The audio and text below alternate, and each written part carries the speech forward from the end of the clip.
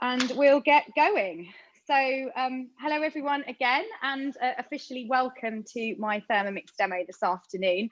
So I know a lot of you and a lot of us, hang on, I'm just going to mute you all. No, that's muting me. Participants, oh, mute all, here we are. There we are. Right, so if you've got a question, please just unmute yourself and ask as I'm going along. Michaela's fantastic at dealing with questions. And also you can pop a question in the chat as well. So, you know, don't feel that you can't raise anything. These sessions are all learning experiences for all of us, actually, including advisors. Every time I do one, I try and do something different. So it's a learning process for me as well. So no pressure then, but that's why I've got this fantastic machine, because it is a sous chef. It's guaranteed restaurant quality as long as you follow the instructions exactly. So I have every faith that what I'm going to do today is going to work out really well. So I'll just introduce myself. My name's Lindsay. So some of you obviously I know directly, and others have come to me indirectly. I'm a trained chef. That's my background. I worked in a corporate business for years, and I trained as a chef alongside that. And then when I had children, I decided to focus more on the food side, and I started my own business. And then I actually came across Thermomix about 5 years ago, and I said no to it. I hadn't seen it in action though. I'd met an advisor just who did what I do now, and she was really keen to talk to me about it, and I didn't want to listen. I said to no, you know, I've got every appliance under the sun, don't need one of these, can do everything from scratch. How does it benefit me? I'm not entirely sure. I've got 2 KitchenAids, food processors, things coming out of my ears, professional equipment. I'm not interested. And that actually was one of the biggest regrets of my life. And that's now why I am very keen about doing these demos and sharing it with people so people can actually see it in action, because it was only when I ended up at a demo inadvertently, actually by mistake, one evening, that I saw it in action, actually by this same advisor that had been after me for about 5 years.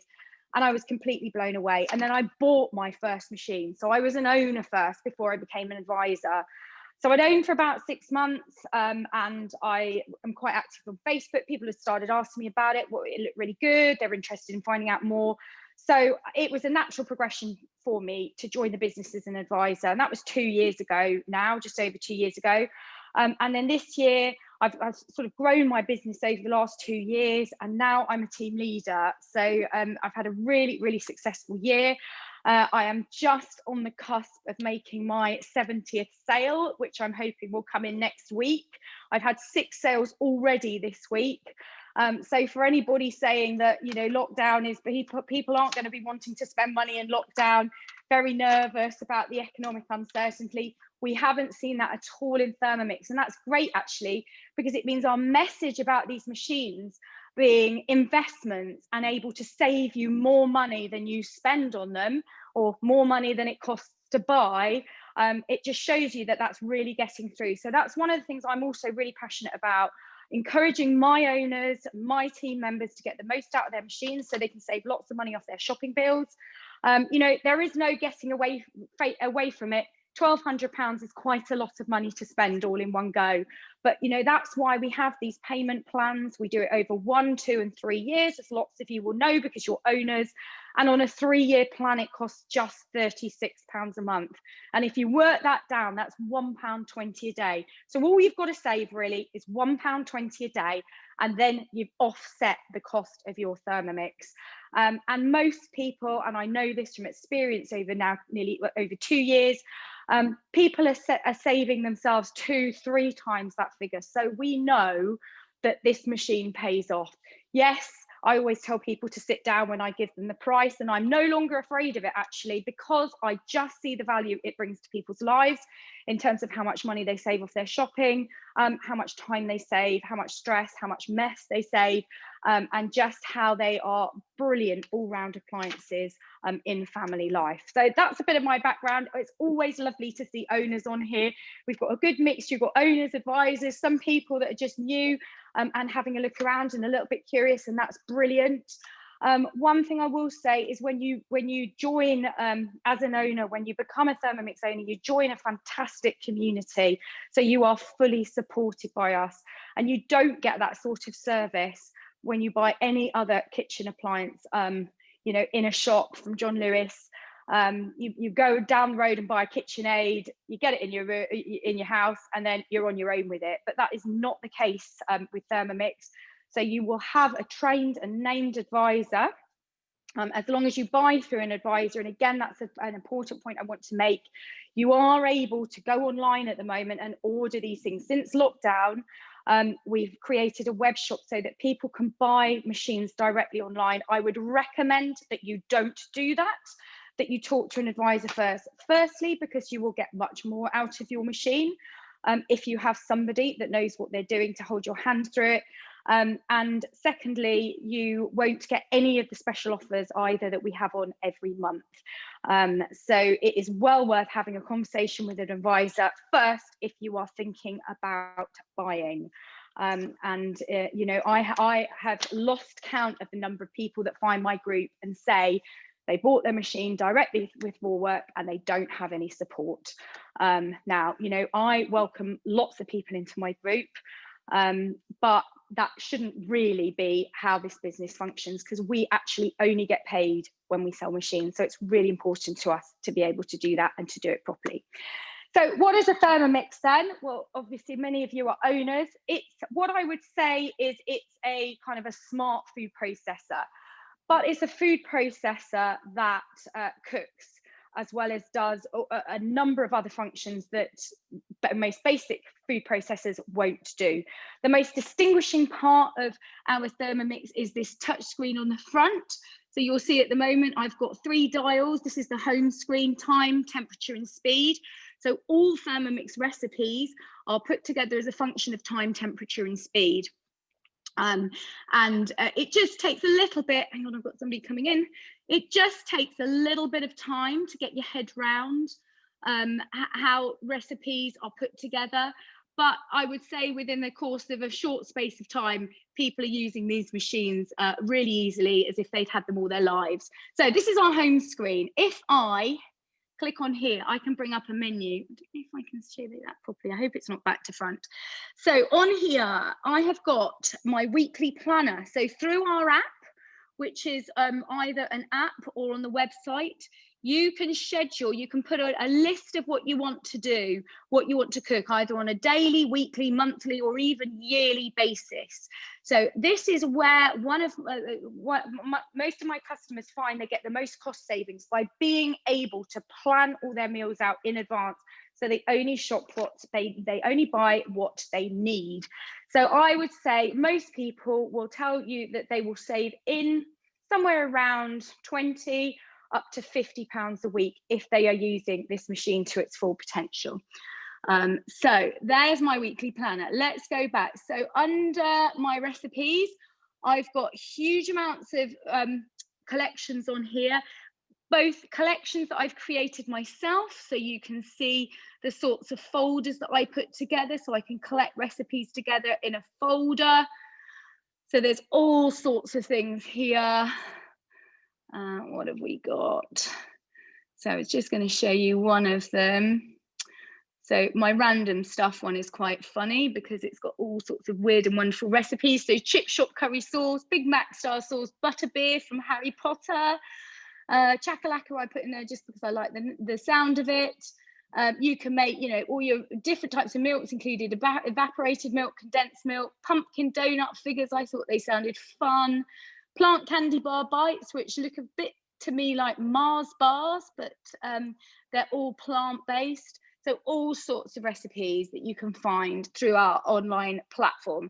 And then you've got your saved collections as well. So these are all the recipe books that Thermomix bring out.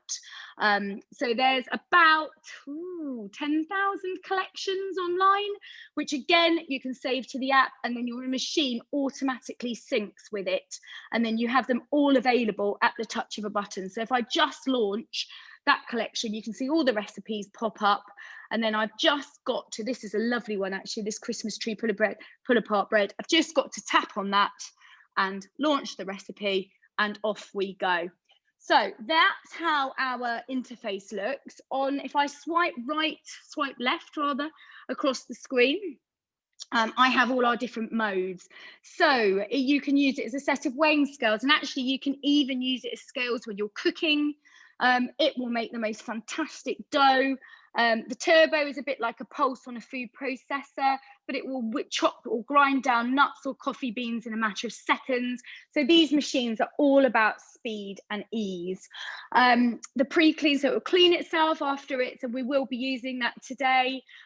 It's got a blending function, an egg boiler mode. So this is one of the updates actually that was brought out a few weeks ago. So one of the great things about these machines is they actually get better over time. So they won't go out of date, because what we're doing now is updating the software so that you are getting constantly new modes and features out of your machine. Now that is pretty incredible, isn't it? You can use it as a kettle. You can warm up food, so you could warm up baby food to a certain temperature, or you could warm up soups or stews or casseroles that you've made earlier. You can thicken sauces, so you can make a hollandaise at the touch of a button, or a bechamel, or custard, or creme anglaise, whatever it is. You just put the ingredients in, press thicken, and off it goes. You can walk away and do something else. It's also, oh, hang on, I don't want to be in that, a rice cooker. So you can cook rice in it, you can ferment yogurt in it, you can slow cook it, and you can also sous vide. So you've got one machine there with over 20 functions, which is just fantastic value for money, because I bet if you added up all those individual pieces of kit that you would ordinarily have to buy, instead of buying one machine, it would cost you well over the price of the machine. So again, it just shows you, yes, it's an investment, but you will get that investment back. And lots of owners choose to go through their drawers and cupboards when their Thermomix arrives and gleefully just get loads, or sell off a load of their old stuff, or take it to a charity shop, because actually you really don't need anything other than a Thermomix in the kitchen, possibly an oven. I rarely use my hob, and I try and shoehorn everything into here now, just because I find it easier, quicker, it's cleaner, it washes up for me, the children can use it, and I can just get ingredients out, use get the children to make dinner if I'm going out to take another one to an after school activity. Sadly, I don't have that excuse anymore, but I've got to come up with another one given that we're in lockdown. But you know, it's very, very simple for children to follow as well. So Michaela, I think I've covered pretty much everything there as just an overview, haven't I? Both Claire and I said the pre-clean, which is our favourite. Oh, yes. Yeah, so we've just got a new updated pre-clean. So owners, I don't know if you've seen this yet. Let's just go back there. So here's pre-clean. So if you click on that, you can select whether it's, let me just get my hand out the way actually, dough, universal, fat or caramel or browning that you want to clear off of your bowl. So you've got specific modes for each of those, and they do work really, really well. So that's great. Right, I'm going to get cooking actually now, because that's what you've all come to see. So let's just take this off the top. Now this is what they call the complete TM6. So it comes with all of these additional accessories. So this is the Varoma, which sits on top. It's essentially a steaming unit, and it's composed of the top, the tray, and the base. You've then got a simmering basket here, which sits inside. That will cook rice or vegetables. You've got the lid, the measuring cup. We've got on the TM6 now a blade cover, which actually is the only optional accessory, and we've got a splatter guard lid as well. It comes with a spatula. You know, they really do think of everything, and actually all of these accessories can actually be used in other ways. So this is a fantastic colander as well. So you can use the simmering basket to drain as well. And there's, you know, lots of different ways that you can really make this machine as versatile as you can. So if you go away on holiday, for example, or you're going to self-catering accommodation, or you're going away in a motorhome or a caravan, they are the ideal things to have as your kitchen. So they're not just an appliance, they are an entire kitchen. Yes, Claire's just said she sterilizes jars in the Varoma. I used to sterilize baby bottles in the Varoma as well. It is really fantastic. Right, so let's start cooking then. So let's go into my week. Now, what do I want to, I think I'm going to get on with first the bread. So I am just going to call up my recipe, which is the flatbread with za'atar. I don't know how to pronounce it, but it sounds like that. So basically I'm going to make a spice mix to start with and then make some bread. And then we're going to put it all together at the end. So I'm just going to get on with the bread part of it first, and then I'll make the spice in the other machine. So, right, I'm going to swap the bowls over. I think there is a method to my madness here. Right, so I'm just going to get to the bit where I want to put the bread on, because it's got an 8-minute knead function, which I've actually never seen before, but we'll go with it.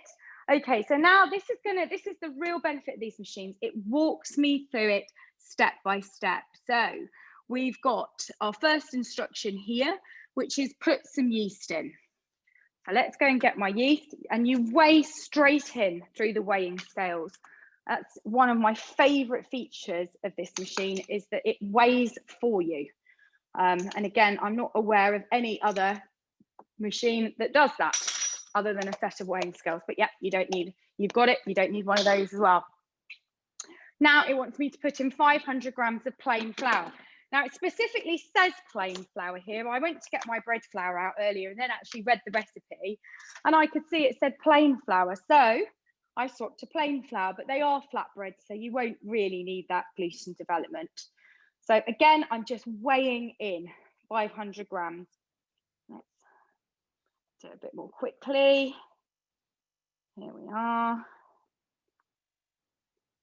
500 grams. So you can see what happens when you've reached that on the scales. It tells you that you've got what amount that you've got in there. I mean, this is such a great feature of the TM6. Right, 275 grams of water. So I have got a jug somewhere. Let's do that. Don't want to make it too hot, but I'm making it warm just to speed up that process. So again, I'm just pouring it in, keeping an eye on the scales. I've gone over a little bit, but I'm sure it'll be fine. A little bit of caster sugar, teaspoon of caster sugar. So these machines are actually ideal for people that can't cook, because, and that's exactly why a lot of people buy them, because it just walks you step by step through that process of creating a recipe. And as long as you followed it to the letter, you will end up with a guaranteed restaurant quality result. And that is what is so fantastic about them. Okay, so now I've put my ingredients in for the bread, and it's even telling me, and I'll show you that, to put the lid on and insert the measuring cup. So the measuring cup, again, another example of the dual purpose of these various parts of the machine. So this is actually a measuring cup. It's got a 50 ml and 100 ml measure. So there you go. You can get rid of all your measuring stuff as well. And now you'll notice, oh, I don't want that to shut down. You'll notice that the knead function has automatically been applied. So with these guided recipes, you don't need to go in and manually change any of the settings. You just have to click that dial and it will select the appropriate setting and then get on with it. So while it's getting on with that, I'm just going to move to the other Thermomix here, which I hope you can see.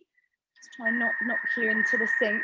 And then I'm going to call up the same recipe, and we're just going to make the spice mixture. I just wanted to get on with it kneading so that I could make the spice mixture whilst it was going, because there is quite a long knead function on this.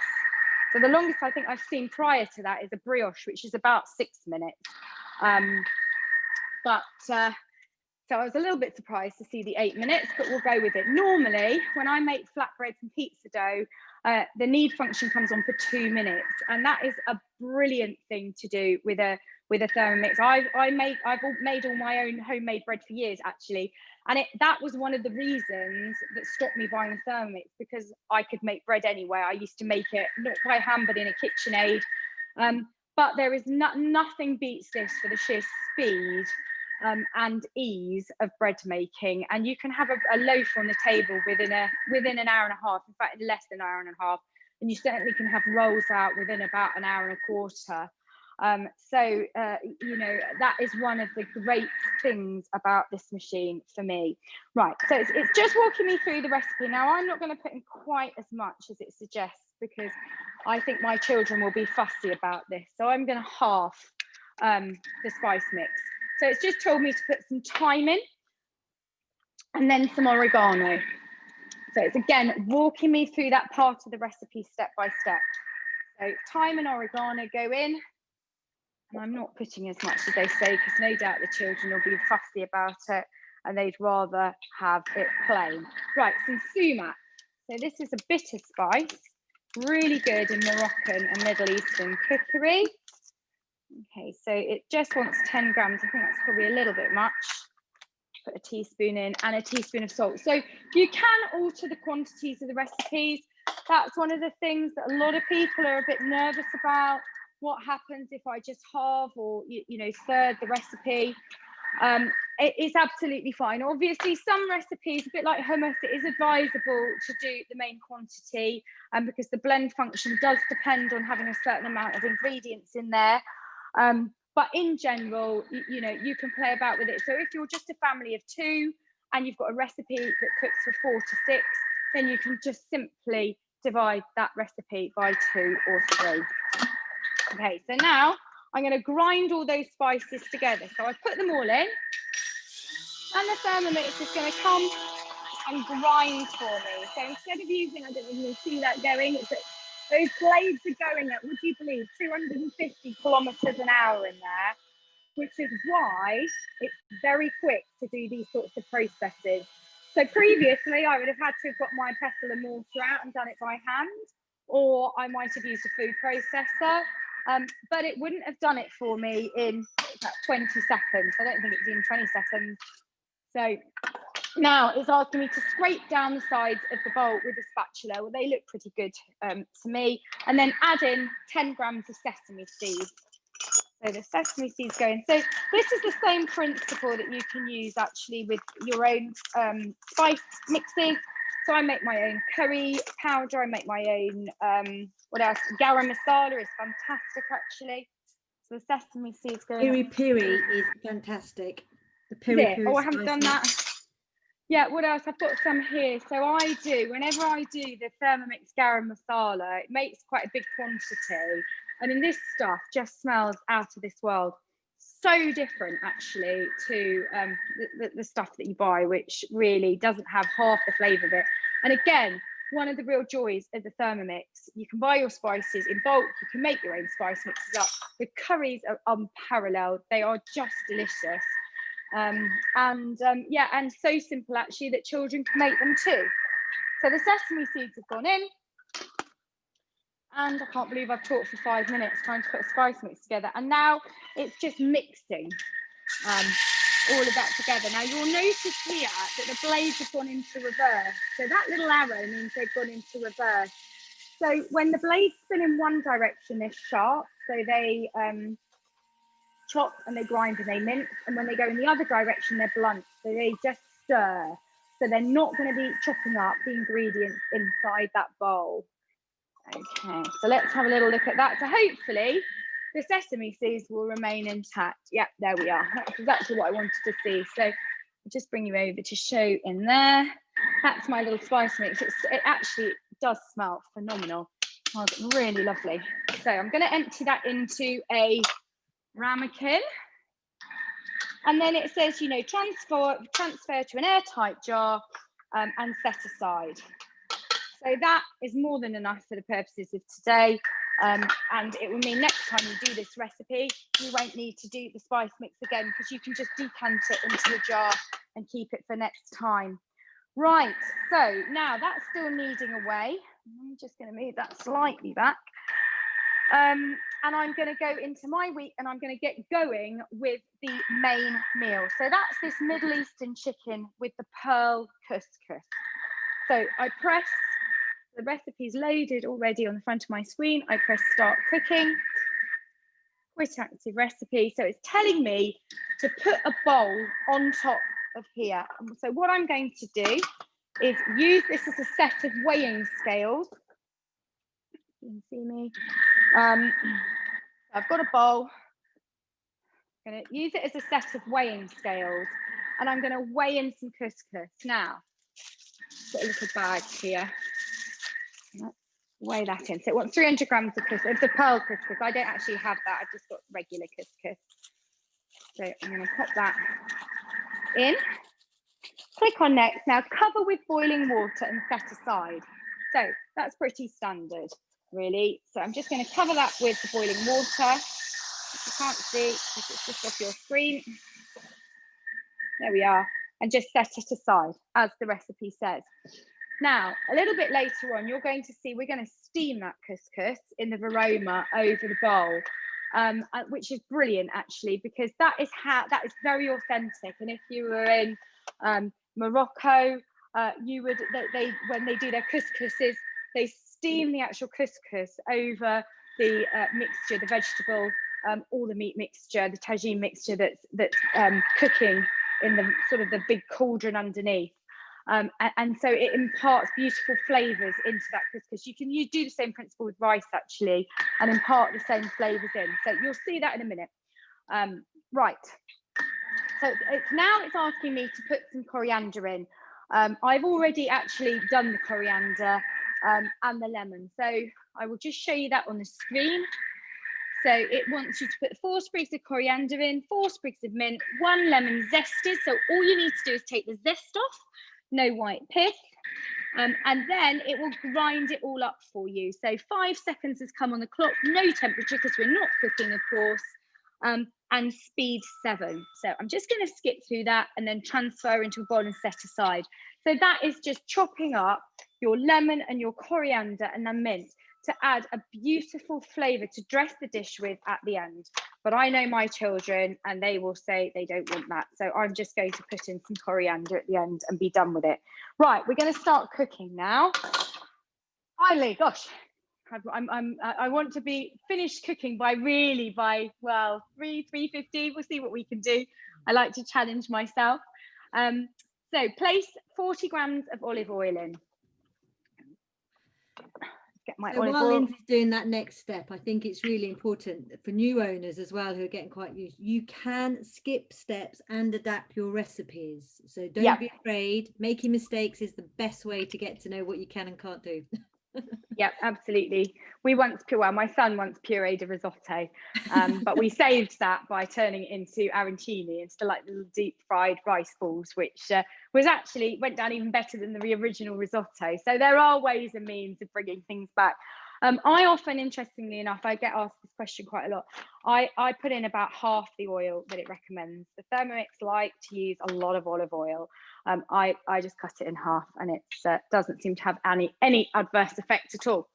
Right, so now it's asking me to put in 150 grams of an onion cut into quarters. Oh, I haven't done it into quarters, I've just done it into half. So let's have a go at that. That should be enough. So again, I'm just weighing it straight in. So you don't need to bother getting out a separate set of weighing scales. Brilliant, 154 grams.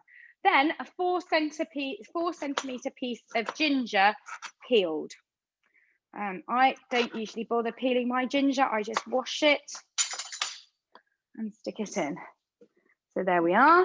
And then 3 garlic cloves. Now I've actually got some garlic ready minced up. I made a garlic paste actually on a video last weekend to show a professional kitchen how you can create garlic and ginger paste really easily, because they're buying a lot in, and they're full of ingredients that shouldn't be there, and it's costing them a lot of extra money. So they're looking at Thermomix in order to offset those costs. So I just did a very quick video of how to cut up garlic. So this was 2 bulbs, it was full, but you can do up to about 10, well in fact you can do more than that. The recipe is for 6, but I reckon you could comfortably fit about 12 in there, if not more. So 3 garlic cloves. I've just got to sort of guess that, probably gone way over, but we do like garlic in this house. A fresh long chili, so 1 red chili. So I'm hoping, I'm just going to have a little nibble of this actually and see. This is how you tell how much chili to put in your food. I think we could cope with all of that actually. Oh, Jaswinda, I made an Israeli couscous salad. This is the trouble, I missed this chat. Let's have a look. I've added the masala mix into my parsnip soup, brilliant. I made Israeli couscous salad last night, used normal couscous. The red lentil took longer to cook, so I ended up overcooking them. Yeah, again, it's just, you know, trial and effort. If you sort of deviate slightly from the recipe, you've just got to come up with your own means of doing it, but that comes through experience.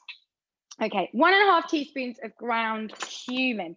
Now, I did actually grind the cumin earlier, and I need to put a label of this because I keep my old spice jars so I can refill them, but I couldn't find a cumin one.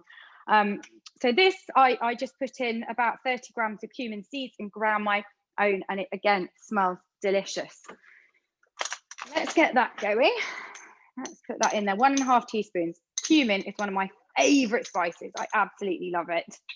And then 1.5 teaspoons of ground cinnamon. So this is a similar process actually. We're making this Middle Eastern dish today, but if I was going to be doing a curry, it's exactly the same. You know, you put your ginger, your chili, your garlic in, and maybe some coriander stalks. You chop them all up, you saute them for about 5 minutes, and then you just continue adding the rest of the sauce ingredients, and then in the end, the chicken, which will cook through. So it really is a very clean way of cooking. Now, none of my children really like cinnamon, so I wonder if they'll detect that in there. They all ate tagines and, you know, Moroccan food beautifully when they were little, and now they won't touch it. So maybe I overdid it. Who knows? But they get fussier and fussier even with the Thermomix in the house. Annabelle Carmel has a lot to answer for, doesn't she? Yes, absolutely. When they were toddlers, they ate everything, but I think it put them off when they became children. So now it's just asking me, here we go. It's just chopping all of that up for me. That was 3 seconds at speed 7 that took. So let's have a little look in here. Oh, yes. I'll bring you over. So there you go. It's chopped up all those onions, garlic, and everything else in there in 3 seconds. Now, again, a lot faster than either it would take by hand or if you use a different type of food processor or blender. So let's just clean down those sides. It'll tell me to scrape down the sides. So it really does tell you everything step by step. So there is no excuse for pureeing a risotto, Jamie. I won't let him forget that. Right, insert the measuring cup into the mixing bowl lid. And now it's going to saute. So hooray, we're cooking. So we're getting heat applied now. So you can see it's programmed for 2 minutes at 120 degrees speed 2. So now it's stirring for me. And this is the real benefit of this machine. As you can see, the blades are spinning round, it's heating and it's stirring. So instead of you being tied to a hob with a frying pan or a saucepan and a spatula and having to very carefully ensure that you are turning those ingredients so they're all beautifully cooked and not over or under, you've now got a sous chef to take care of that for you. So I'm going to have another look. I'm going to have a look at my bread. Let's have a look at my bread. Look at it in there, or the dough rather. So really beautiful dough. Actually, that's turned out really nicely. But it is largely similar to my own dough recipe. Now, what does it say on here? Transfer dough to a floured surface and shape into a ball. Place dough in a bowl and leave to rise for 30 minutes at room temperature. Okay, so clean mixing bowl. Right. Well, let's get it out. And while I'm getting it out, I'm going to put my ovens on. And I'm going to show you how to take the bowl apart. Because again, this is something that a lot of people don't realise. So now you're going to see behind my machines, and thankfully I did clean the kitchen earlier. So that comes off. I've got the spatula here. Now, I really like these Thermomix spatulas. Yes, we even give you a spatula when you spend 1,200 quid. That's definitely worth it. But no, they're very good. And they're really good, these spatulas, actually, for portioning up dough. So you can see I've just clipped the base off. And actually, my base is dirty because some naughty person put it in the dishwasher last night without fully disassembling it, which is one of my pet hates. And then the dishwasher stuff has just ended up all sat in the base. So let's just get rid of that and give my hands a little wash at the same time. So I will always recommend my customers that if you want to put this in the dishwasher, and yes, it can go in the dishwasher, and Michaela and I still laugh about this because Michaela religiously washed hers up by hand for months. Almost a year. And then, yes, and then suddenly was enlightened by reading the manual where it says, yes, dishwasher safe. So let's just get that out of there. And it comes out really quite cleanly. And again, I can see a little bit of stuff at the bottom. So they are good to dishwasher. I like to dishwasher them at the end of the day, or at least every couple of days, because it also helps you get rid of smells. So let's just take those blades out. So you can see it comes out quite cleanly. Again, this is really nice dough. I can tell just by, you can use this for pizza dough, actually. And you'll notice, actually, I haven't put any flour down, but I don't think I need to. So I would also caution against using extra flour. You don't really need to, and especially not with the Thermomix recipes, unless the dough is very sticky. But you are unlikely to find a very sticky dough, and in which case I would always recommend you use olive oil. So let's just get out of there, last little bit. And then I'm going to just stick the blades back in, turn it upside down, put the base on just slightly off center, and then click it together. So that's the bolt reassembled. Now I'm just going to leave that there, and I'm going to cover it with a little bit of cling film. So let's get my cling film out. Not going to bother putting it in a bowl. Let's get a little bit of oil. So I always oil my cling film. I do have a sheet of oil cling film somewhere, but it'll involve having to brave going into a cupboard. My cupboards are absolutely rammed at the moment. So I just keep accumulating stuff in the kitchen. I'm a bit of a hoarder. So even though I could get rid of, in fact, I have got rid of my food processor, my blender, but I still do have my KitchenAids sat. I've got 2 KitchenAids, and I've had one since I was 20, and it's white and it's just lovely and really traditional.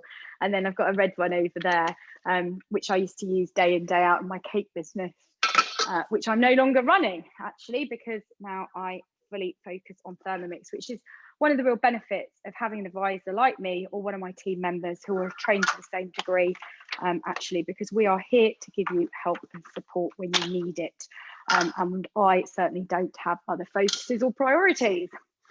So what am I doing now? Right, I think I'm leaving my bread dough to rise for about half an hour, which is great. And then it will just walk me through. So here's the bread recipe, the rest of the process. So divide dough into 4 pieces, then roll into a disc. Arrange discs on prepared baking trays and prick with a fork.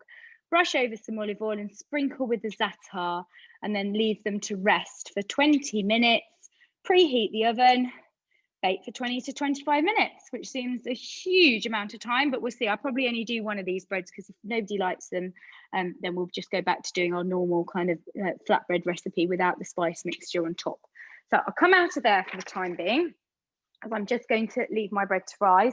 And then what I want to do now, excitingly, and of course my TM5 is just switched off, is I'm going to make some butter next, because I want to use the butter in the mixture for the cake donuts, which I made for breakfast this morning. They're very nice. Right, before I do that though, I want to come back to my main meal. So this is the Middle Eastern chicken. What's it telling me to do? Right, it's sauteed for 2 minutes. So now I am going to, it's told me to rinse and drain the couscous. Well, I never rinse and drain my couscous, so I'm not going to bother with that step. And then you can add it to the Veroma dish. Now, where did I put that Veroma dish? Here we are. So here's my Veroma dish. And all I'm going to do, is it telling me to add it to the tray or to the dish? No, the actual bottom bit.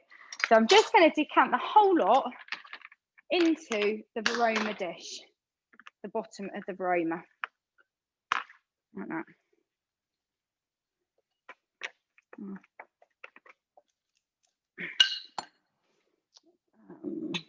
Add 1 teaspoon of salt and remaining 1 tablespoon of oil and stir to combine. So let's just pop a little bit of olive oil in there. I did notice somebody saying a little bit earlier about reducing sugar. Yes, I agree. I actually leave out a lot of the sugar when they add it to main meals, unless there's tomatoes actually, and then I will put a little bit in because the tomatoes can be quite acidic. Right, so my couscous has just gone in, so you can't see that because I did it behind, with a little bit of olive oil and some salt into the bottom of the Verona. Now it's telling me to add in the chopped tomatoes. So just a can of chopped tomatoes, open those up. Let's get them in. I've been cooking for about half an hour now. A tablespoon of chicken stock paste. So this is one of the things that I hope owners are doing quite regularly, is making their own stock paste. Again, a fantastic way to save money in the Thermomix, and also a way to add lots of flavour to your dishes. The homemade chicken and vegetable stocks are fantastic. It saves you having to buy stock cubes, stock pots, which are full of ingredients that don't need to be in there. And you can cook with fresh natural ingredients and often leftover vegetables. And you can save yourself money, and you know exactly what's in it. So when I make my vegetable stock, which I haven't made now for about 6 months, where is it? Here we go. So, and I use this pretty much every day. And this was full with the vegetable stock paste. And as you can see, I've probably got a third left. I made that 5-6 months ago, and I'm still using it. So I haven't had to use any stock cubes since then. No packaging, no foil, no plastic. So again, helping you help the environment as well. And a really good thing as well, if you can save up all your offcuts of vegetables, put them in the freezer while you're waiting to build up a stock reserve, and then literally use your peelings and your ends of your vegetables. Oh, I know. It's so amazing, you don't even waste that. Yeah, I know. I've got a friend that does it with peelings. I'm not that brave, actually. I've not done it with the peelings. I like to know that I've got, you know, proper nice things in there. But it's very true. You don't need to peel carrots, do you really? Let's face it. Right, so I put in a kilogram of chicken thighs, just cut into pieces. So they've gone straight in. So you can see in there. So I've got the base of the sauce that we sauteed, we ground and then sauteed. I've got my chopped tomatoes, and then I'm just putting my chicken straight in. Now, it wouldn't be a Middle Eastern dish without adding something sweet. So it's asking me for currants. I can't find currants anywhere at the moment. I couldn't find them when I made my mincemeat the other day, but I'm just adding sultanas. So I suppose you could add some dates or some chopped apricots if you wanted as well. Place Veroma into position with the couscous. Okay, secure the lid. So now to put the Veroma on, I put the lid of the main Thermomix bowl on. I take the measuring cup out because of course we want the heat to come up and steam, and then be able to steam whatever is in the Veroma. So the Veroma sits on top, and you'll also notice again, showing the versatility, this is the lid of the Veroma. But often I use it as a tray or a saucer underneath to catch, especially when I've cooked with it, so the food is hot and wet inside. I will then take off the lid and use it as a saucer to catch any liquid that runs out. So that's really useful and a good tip.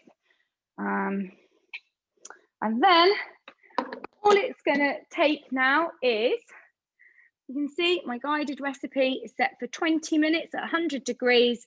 All I've got to do now is turn that to speed selector 1, and it's going to cook for me. And so that is the dish done. So at that point, you really can just walk away and do something else. You don't have to watch it. Your sous chef is there stirring it, temperature controlling it, making sure it doesn't burn on the bottom, making sure it doesn't go above 100 degrees. So this is where you can allow yourself to sit down, put your feet up with a glass of wine, or go and help children with homework, or listen to music practice, or watch television, or read with them, or just do something else instead. And it really does free up your mind. It's brilliant. Right, now I wanted to make some butter, didn't I? And I want to get on with that. So I then want to make the cake donut. So on my list, I'm going to go back into my week. I'm going to find my planner, and I'm going to put the butter on. So start. So all that you need when you make butter is a pot of double cream. Now, Diane, I hope you're watching here, because Diane couldn't get her butter to work. When was it? A couple of weeks. It was the first thing you tried to make in the Thermomix, wasn't it? And I suspect the reason it didn't work was because the cream was very cold. So a little chef's trick for you: if you don't want to over whip cream, make sure your cream is really cold, because it's almost impossible to make butter from it. Right, so I'm going to put the whisk in. So a little trick when you insert the whisk for owners and for new owners: pop the whisk in, give it a little twist so that it sits. So if I just do that again, pop it in between the blades and give it a little twist so it just nestles up to one of the blades. That will lock it into position.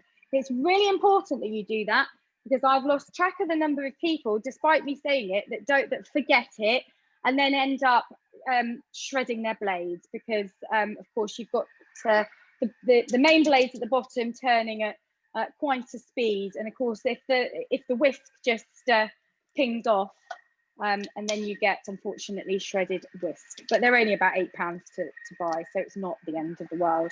Okay, so let's put in, so I put in the butterfly whisk. I'm then going to add the double cream. So cream goes straight in, and I've just had this at room temperature for a couple of hours. I'm going to try and find a spatula so that I can get the rest of it out. And this really is just the magic that happens. Let's have a look here. Let's get that all in. Click on next. How many owners have made their own butter? You can unmute yourselves or pop it in the chat, put the lid on. It's a really good thing to do to save money. It's actually cheaper than buying it. So Jasmine does not yet, but you're fairly new anyway. Abby, have you made butter? Are you still on? Yeah, I'm still here. I haven't made butter. This is one of the reasons why I wanted to come today to have a look, because actually I did an online shop and butter was not available. It's not surprised me. Yeah. Yeah, okay. So I found some extra cream in that pot. I hate wasting food, so I put it back in. I've managed to drip it all over the floor in the process. But yeah, again, I mean, it is actually cheaper to buy a pot of double cream. A pot of double cream in Asda, it's cheaper to buy in Asda than in Booker. That is £1.89 for 600 ml. Out of that, you will get 350 grams of butter. And then you get the buttermilk that you can use in baking as well. So 350 grams of butter, and even sometimes slightly over that, costs you effectively £1.89, whereas a block of butter minimum is £1.50 now. Yeah, £1.50. And if you buy something like the branded butters, they're even more than that. So it is much cheaper by about a factor of 2/3 to make your own butter than it is to buy. And actually then you've got the added benefit. You can make garlic butter, you can make herb butter, sun-dried tomato, gorgonzola butter. There's loads of recipes out there for you to try. So that was 1 minute, by the way, 1 minute. Look what's happened, Diane. I hope you're paying attention. Here we are. So there's my butter. Can you see that it's split out into the buttermilk? This is essentially whole milk, this one. It's not the acidic buttermilk that you get as a sort of a byproduct of the yogurt process, but you can actually just drink the milk, or you can use it to bake with, which we're going to use in the cake donuts actually. So what I just wanted to show you very quickly was how to deal with the butter when it comes out. So let's just get my things out of the sink. That won't matter being in the sink. My hands a little wash. And I will angle you down so that you can see my sink. Oh, and it's looking nice and clear with no washing up, despite all the cooking that we've done so far. Right, So here is my jug. Now, where's that simmering basket gone here? I always lose things when I'm doing these demos. So all I'm going to do is I've got a jug here with the simmering basket, and I'm going to use the simmering basket as a sieve. So let me just get my water glass out of the way and angle that towards you. And all I'm going to do is just tip through the buttermilk into there. So it's basically just split into sort of curds and whey.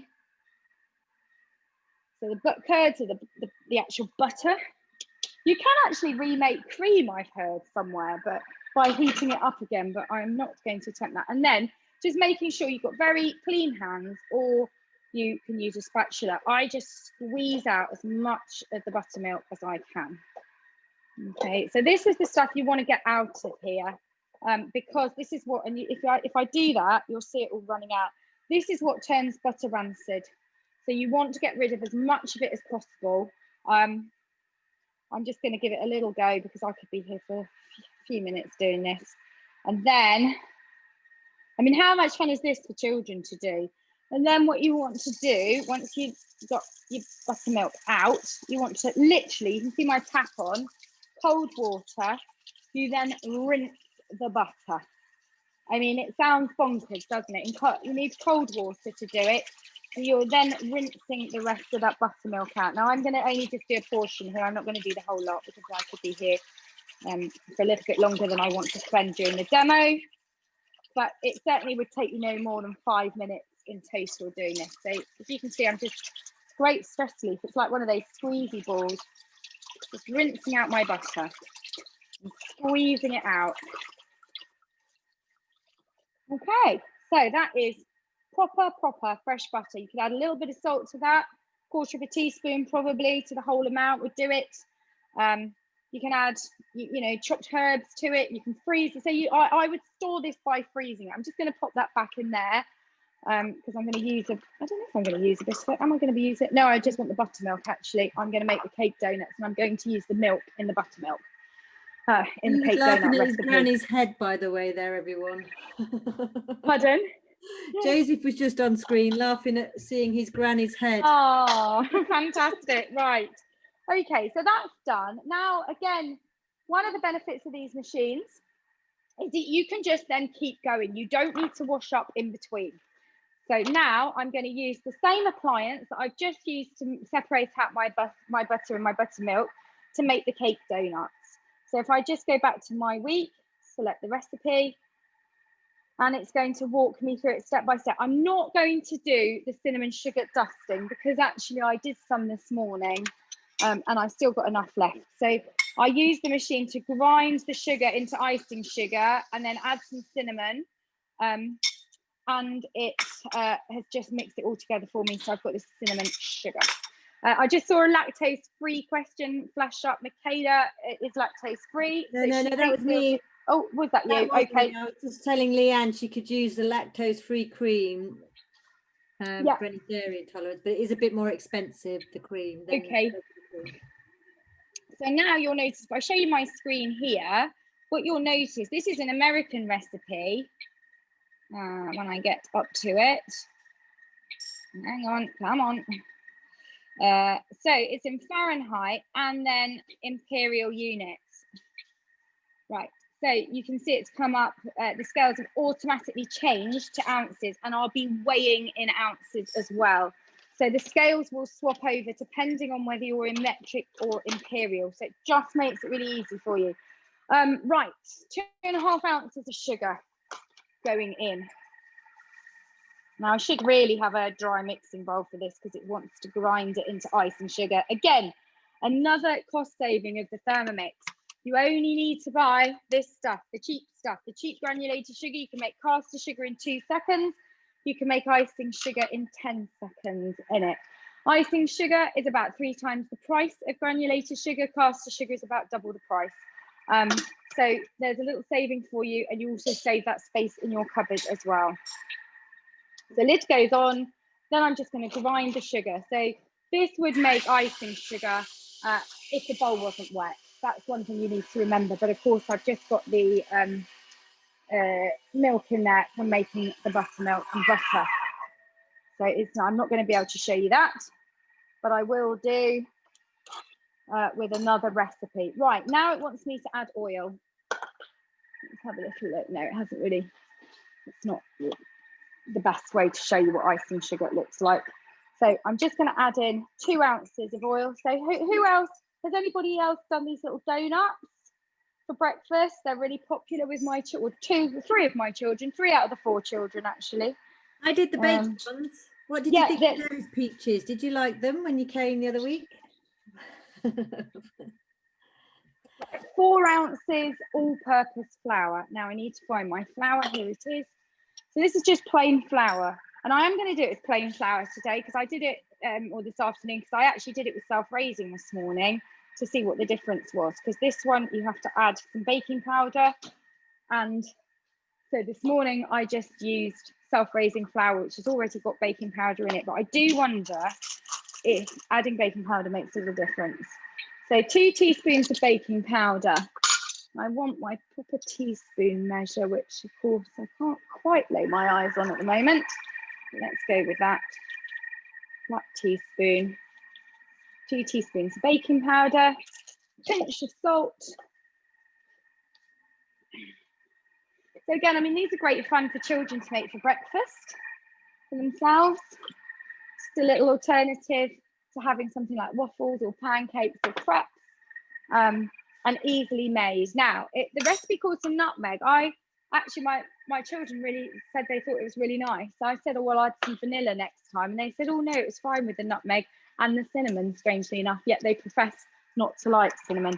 But I'm going to just pop a little bit of vanilla in too. So again, just showing you can adapt these recipes to your own needs without worrying. 4 ounces of whole milk. Now, for that should be about this actually. So I'm just going to take the drained buttermilk out and pop it straight in. How brilliant is that? And this is whole milk because it's split out from double cream, which is full fat. There we are. So no wastage. So that will just go in the fridge for later.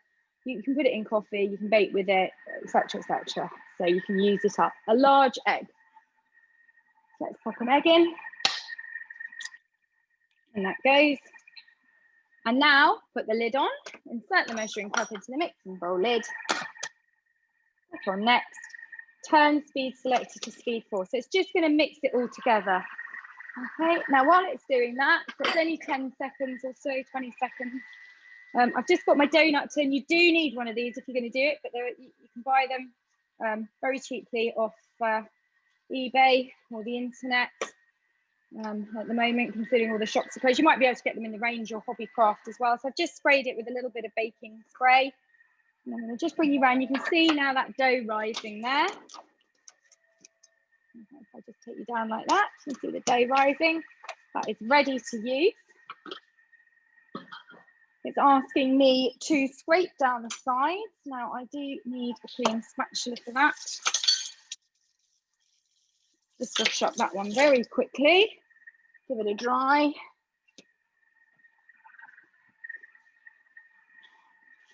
It might actually ask me just to pop the lid on and do it again. Hang on, I'm just slightly out of shot, I know. Click on next, scrape down the sides of the mixing bowl and put the lid on again. So yeah, it's just asking me to continue mixing that for a couple of seconds. So let's just do that. 5 seconds, mixing again. So that's pretty standard with our recipes. When you make cakes, for example, you can make a cake in about 15 seconds. Just by adding all the ingredients to it. And then all I'm going to do is decant it. It does say allow it to rest a little bit in the bowl, but I didn't this morning. Somebody's just asked me a question, Michaela, about metal tins. Why do I prefer them? They've obviously seen a comment online. I prefer them because I just think they conduct heat better. So they generally tend to be quicker than silicone. I find silicone really flexible and bendy. And a little bit, you have to sit it really on a metal tray anyway. if you're going to put it in an oven, because otherwise it'll be a bit difficult with runny mixture in it. Yeah, I'm just a bit old school really when it comes to that sort of thing. So I am changing my silicone donut rings for that exact reason. A, you've got to put them on a tray, and B, when you want to take them out, they're too bendy, so you could almost break your donuts when they're really fluffy. And after seeing Lindsay's perfect ones this morning, definitely changing to a metal tray. Yeah, no, I think they are. I do like metal because it conducts the heat better, and also you can see this is quite runny, this batter. That's fine as long as I haven't forgotten to put anything in it. Let's just see. It's a bit runnier than it was this morning. No, set aside, fine. Actually, this morning, I have to say, I've got some really old buttermilk in my fridge that went out of date in September. So I was just using that up, which is perhaps why it was a little bit more, it's a bit stiffer. That's boosting your immune system for you. Absolutely. I don't know why it says on buttermilk that it expires, because actually it's full of just gut-friendly bugs. So as far as I'm concerned, they sit in there and multiply quite happily. So I just get as much out as I can. And you can see it's just perfectly filled, that donut ring. And if I want to, I can just put the machine back on and give it a couple of blasts of turbo. I have to say, I can smell the dinner now and it just smells delicious. So I'm just giving it a couple of blasts of turbo, 1 second. There we go. Press the home button afterwards, otherwise your locking arms won't release. I've sat there, to start with, when I first had my machine, I was like, why can't I get the arms out? And then I realized I had to press the home button afterwards. So you can see it's just spun it off the blades and allowed you to pick up every last little bit of mixture, which my sort of team members now that have watched enough of these will know. It's what I like to do. I hate waste. Right, so that's just gone in like that, and then I can pop it straight in a 180 degree oven. Okay, and put the timer on. Somebody time me for 10 minutes. On. There we are. Dinner is smelling really good. Okay, so very, very quickly, I will roll out these flatbreads. There won't be time to finish them today, but I'll just show you one. So I'm going to go back to my recipe and just follow the step-by-step instructions. So let's just have a quick look at that. And then I want to make a little bit of lemonade to finish with to show you how quick that is. And then I thought I could do a berry foam as well, because again, that's super quick. So no, not lemonade, my flatbread. So let's just skip through that recipe. So I can pick up, if I had my laptop, I could just read it off Cookie Do, but I don't. In fact, I'm just going to put my recipe view on so I can. This does come with an app for your mobile phone as well. So those on the CM5, you'll probably be fully used to having the app, the Cookie Do app. Yeah. And I think if you ask most Thermomix owners, they still use the app at night time to plan their week. On the TM6, it will automatically synchronize. So whatever you're viewing and saving on here, it'll already be on your TM6. Yeah. So there's one of my breads already just pulled out. You don't have to be too perfect about it. I like them a little bit rustic. I'm only going to use, I'm going to make one and then I'll cook the rest later fresh when we have dinner. But I just wanted to show you the basic principle, because I think people get a little bit scared with bread if they haven't done it before. They don't know how to handle it. But again, this is one of the points of this demo. I just wanted to show you how easy it is to handle dough when it comes out of the Thermomix. Right, now I'm going to just put over about 10 grams of olive oil, 5 to 10 grams. So I suppose, you know, a good dessert spoon on there. And then sprinkle over. Now you don't have to do this, of course, if you just want to do plain ones, and I'll probably just do the plain ones later. Sprinkle over this za'atar mixture. Here we are. Oh, that looks so nice. Look at that. So that's all I'm going to do. And then the instruction is to leave it aside to rest for 30 minutes. So all I'm going to do is come along, pop it on top of my oven, just let it prove there. So it's going to prove up a little bit for 20 to 30 minutes. So my dinner has finished. Let's angle you back up so you can see me. what have I got in here? So I'm going to give this one a quick rinse out because I can get the berry foam probably going in it. I'm going to just use the pre-clean mode. So I'm covering the blades with a little bit of warm water and just 1 drop of washing up liquid. That's going in there. This is one of our favourite features as owners of these machines, is that they clean themselves up. So I'm on the TM5. The TM5 has got a pre-clean as well. It's not quite as advanced as the TM6 pre-clean. Very good. Nothing wrong with it. Clean. No. Michaela's very defensive about her TM5.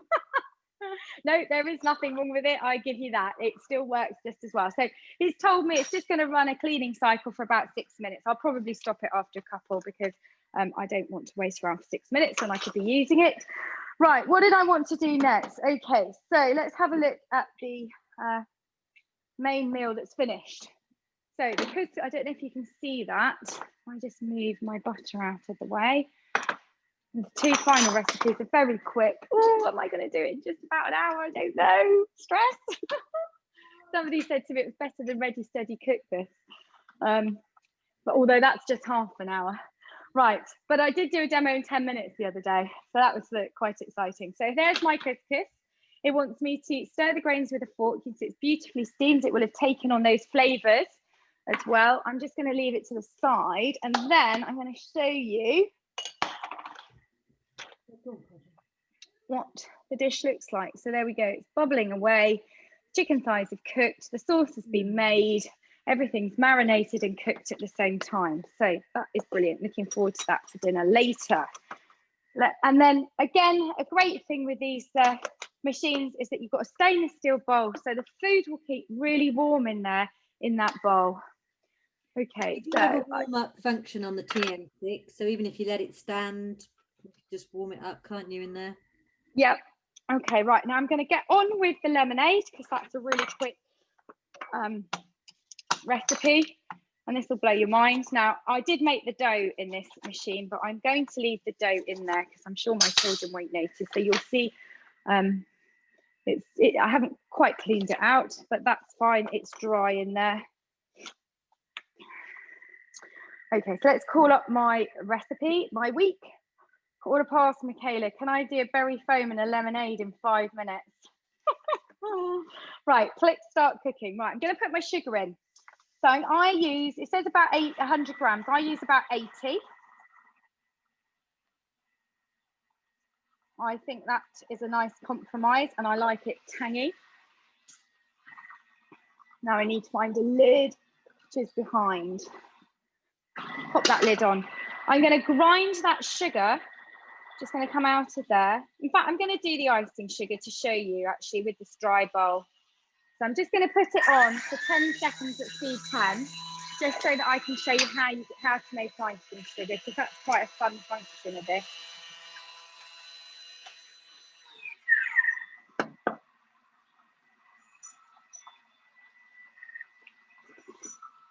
There we are. So there's my icing sugar in 10 seconds. Pretty cool. And if you wanted to make your caster sugar, it would be 2 seconds. So it's not a big deal at all. So what I tend to do at the start of a recipe is I will make my whatever sugar I need as part of the recipe. I will just do it first, and then if I have to take it out, I just decant it to a bowl. Right, so that's gone in. All I'm going to do now, and you won't believe this, actually, how easy, if you haven't done this before, how easy it is. Put in the lemons, cut in halves, 500 grams of chilled water. So just weighing straight in using those scales. In my 500 grams. Following the instructions. Click 3 on minutes, next. Leslie, 3 minutes. Oh God. Okay, hold measuring cup in place. And then stay calm. Crush it for just 2 seconds. So that was a 2-second process once the lemons, the sugar and the water went in. And that's all we're going to do. So the other 500 grams of water goes in. Click on next. Now it wants you to insert the simmering basket. So I'm going to just come round behind And I'm going to put the simmering basket in. And no, we haven't gone bonkers, because again, showing the versatility of this machine, you'll see that there's vents at the top there. And when I come around behind the machine, let's move you around so I can see. Abby, have you done the lemonade yet? You can do all sorts of different flavors as well. Watermelon, strawberry. You can add alcohol to it if you want to. That's a popular question I get. And then I'm just going to filter it straight into a jug. And it will filter out all the pith and the pips and the seeds and just be left with a bowl full of that behind, which you can then use if you want to give your bowl a really super special clean. You can use the lemons and some hot water and just run a cleaning cycle, and you've got a sparkly bowl at the end of it. So don't throw those lemons. That's my top tip for the day. Right, let's drain out as much as I can. So look at that, a beautiful jug of fresh lemonade. How easy was that? Okay, right, I am going to just dump those lemons in the bin, because despite telling my customers what to do, I never follow my own advice. The same with my weekly shopping planner, which I always mean to do, and I'm just the worst person. I'm a bit of a wing it. What's for dinner? Let's see what we've got in the fridge. Wing it type of person still. But you're excellent, aren't you, Michaela, at using that planning function? I have it all planned.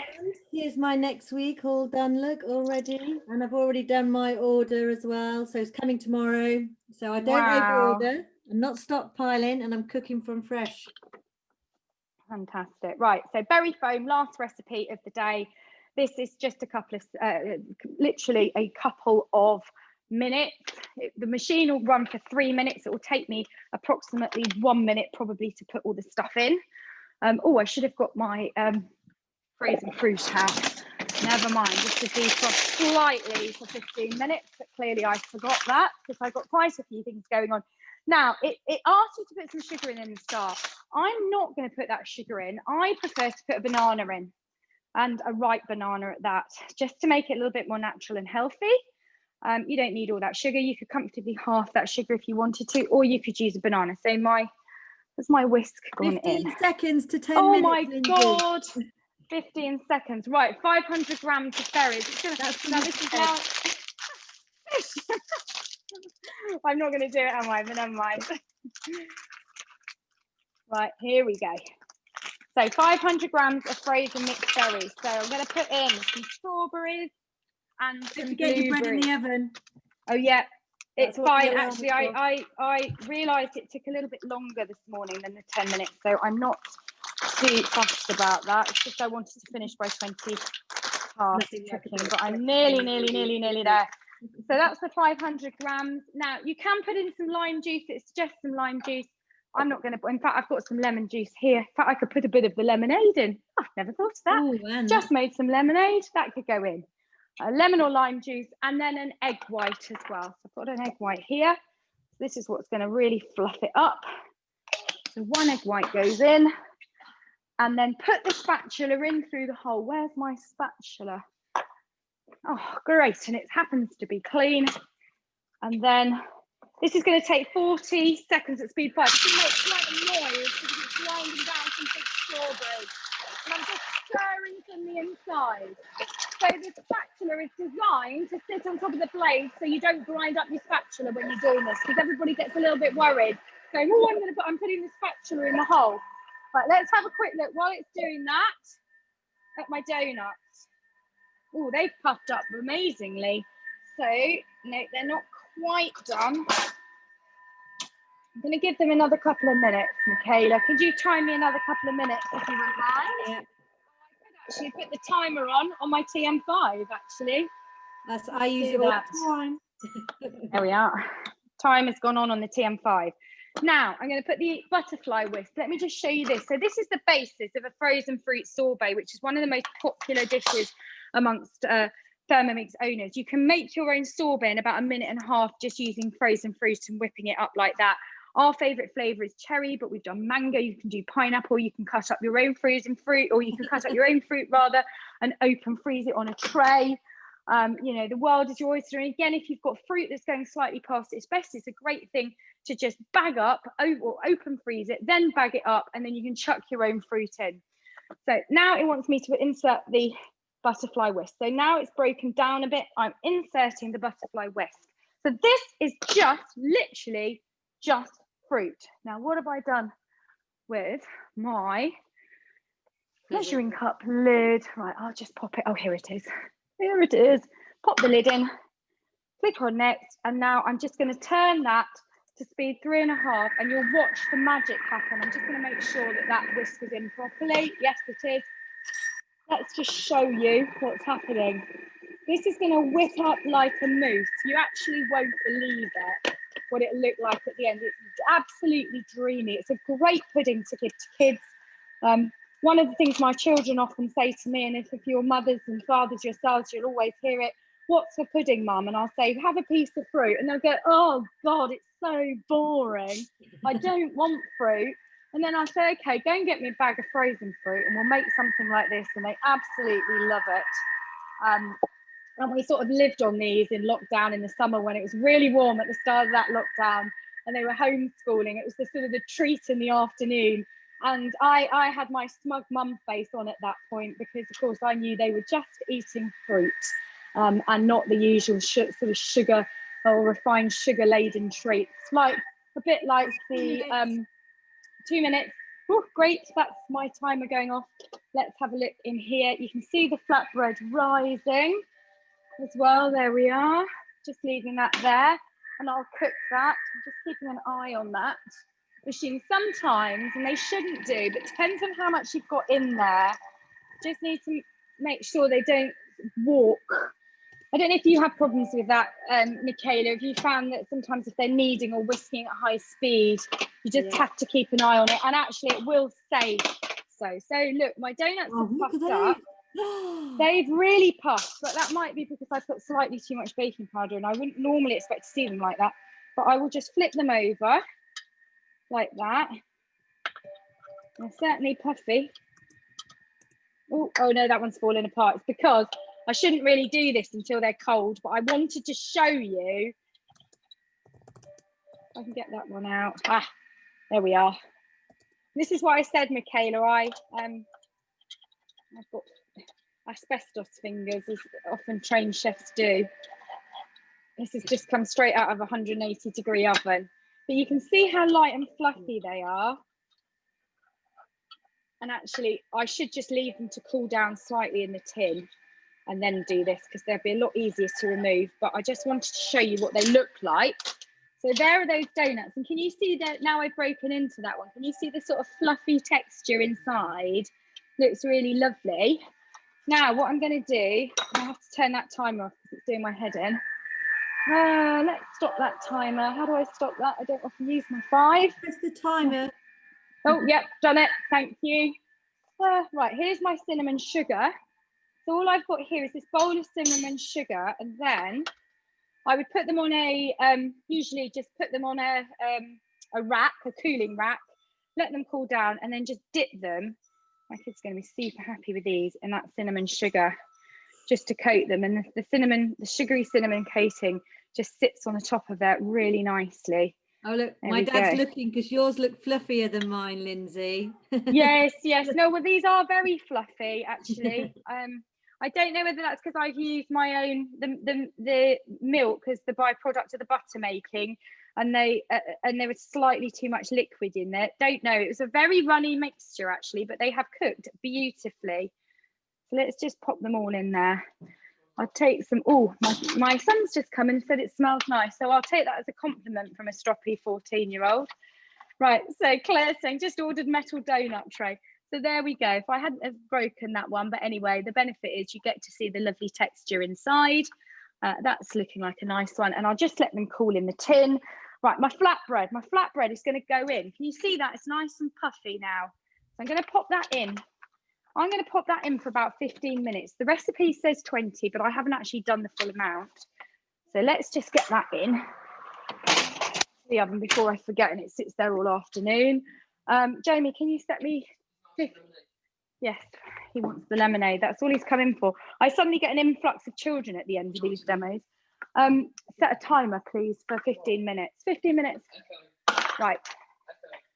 So they've both appeared. You see, I've got one there and one over there. They know the lemonade and the berry That's foam. a pincer movement, isn't it? They're coming either side, one the lemonade and one the berry foam. I know, but he's only pouring himself a glass of lemonade, not anybody else. So there we go. That's the berry foam. And if I just get a spoon in there and show you what it looks like. Ooh. It's just absolutely dreamy. Sits on a spoon like that. So you would serve that. This is a make and serve immediately. So you have to serve this really as soon as it's made. It will keep it will sit in an emulsion there in the yummy. Sorry, but never mind. Better than a glass of wine, which I had the other night. It will sit in there quite happily for about, I would say, an hour or so before it starts to sink. And then you can freeze it if you want to, but it will lose that sort of mousse-like consistency. You could, of course, grind it up again in the Thermomix if you wanted to. And the other thing that you could do with it is just turn it into a smoothie. So once it's been sort of done and the children have had as much as they want to, I will probably just add some juice to that and turn it into a smoothie and have it for breakfast tomorrow, and no added sugar. Yeah, that's really good. So that's a good tip, but you need to really use the right banana for that. So I think that's pretty much it. Let me just show you the pre-cream cycles run. Has anybody got any questions that I haven't answered? The one thing I didn't mention, of course, is I said these machines are great for people that can't cook, but they're also used in professional kitchens around the world. So a lot of people buy these machines for lots of different reasons, which is, again, why they're sold on this basis through advisors, because we really know how to show you how to get the most out of the machine. So Heston Blumenthal, for example, has got 15 of these in his development kitchen. Then you will find details on the internet of all the Michelin star chefs that use them, and the recipes that they use them for. So Sat Baines down the road in Nottingham uses Thermomix in his kitchen, Michel Roux, and you will find all the world over top professional chefs recommending Thermomix, because there is simply nothing like it for the speed and the ease at which it does certain processes. And I can guarantee, if you've eaten in nice restaurants, whether that's here or abroad, you will undoubtedly have been served up food that has come into contact with a Thermomix at some point. So there we go. So I hope you've enjoyed that. Has anybody got any questions for me? Have you enjoyed it? Do you feel, has it given you, those that haven't got a Thermomix yet, has it given you the sort of the desire to look into it a little bit further with us? Because that's the whole point of these demos. Obviously, we want to spread our passion for these machines. We want to create new owners to join our community. We want to support our existing owners as much as we can. So for those of you that haven't got a machine, I hope you'll take away something from this and think, yeah, I could actually see myself with one of those in my kitchen, just for the pure sort of versatility of what it can do. Picked up lots of great tips and ideas. I'm so glad I bought one. Berry foam's a winner every time. Really, I'm not a current owner, but hope to be very, very soon. Excellent, Ashley. That's great news. That's really good to know, and awesome. And Maria, are you trying to ask a question? Oh, no, I'm trying to text, but I don't know how to do it. But that's okay. We enjoyed watching Deborah use it, and also Sophie. And we're intrigued with it, aren't we? Well, no, we will be getting one. Yes. But after lockdown, so we'd like a demonstration at home. Okay. Yeah. My biggest sort of recommendation, having been there yourselves, is don't wait. Just because I think there's a tendency to wait forever. We now do demonstrations online. Who knows when lockdown we're going to be out of it. We are on hand very easily to answer all your questions. You get a full 14-day money back guarantee as well when you buy a Thermomix. So you can even have your own Thermomix in your kitchen for 14 days to play with one of us on hand to support you through the process. And if at the end of that you don't like it, you can send it back. But I've got to warn you, I don't know of one person that's done that. Certainly not amongst my customers anyway. And there must be a good nearly 150 of them, I would have thought now, in the last 2 years. And obviously none of you that are owners have sent it back, so it's definitely worthwhile thinking about that. You would, instead of having that old-fashioned sort of demonstration, think about buying one, getting it at home, and then Michaela can cook along with you. And Deborah, yeah, Michaela and Deborah, absolutely. Yes. To do it with you. And don't forget, you've got the lovely Sophie to help you as well, because she's yes, we have, haven't we? She's only year 5. we certainly got Sophie to help us. Yes. Yeah, no, fantastic. Yeah. So I think people are dropping. So if you've got to go, then please by all means leave the call. I'll stick around for a little bit anyway if people want to ask questions. But yeah, I mean, hopefully we'll create some new owners this afternoon that will join the community and have their lives changed by this machine. It really is fantastic. Thank you very much. It's been very interesting. Oh, I'm pleased that you've enjoyed that. Already saved a space in the kitchen for it. It's going to happen. It's just a matter of time. I'll drop Deborah a note. Let's get chatting. Yes, that'd be nice. Yeah, thank you very much. And I will post pictures of what we've put, all the finished dishes in this afternoon on my Thermomix Whiz customer group. So if you're not part of that, please do join, and then you won't miss out on seeing what we've cooked. And Esty says, thank you very much. Very, very inspired. Brilliant. Thanks very much. It's been really good. Thank you. Bye. Bye. Charlotte, hopefully you found that helpful. Hello, yes, I did. Thank you very, very much. It's really interesting. Thank you for that. Very, very inspired. I just still have this little technical issue because I'm an inherited TM5 person, but once I've got that sorted, I'll be able to go mad down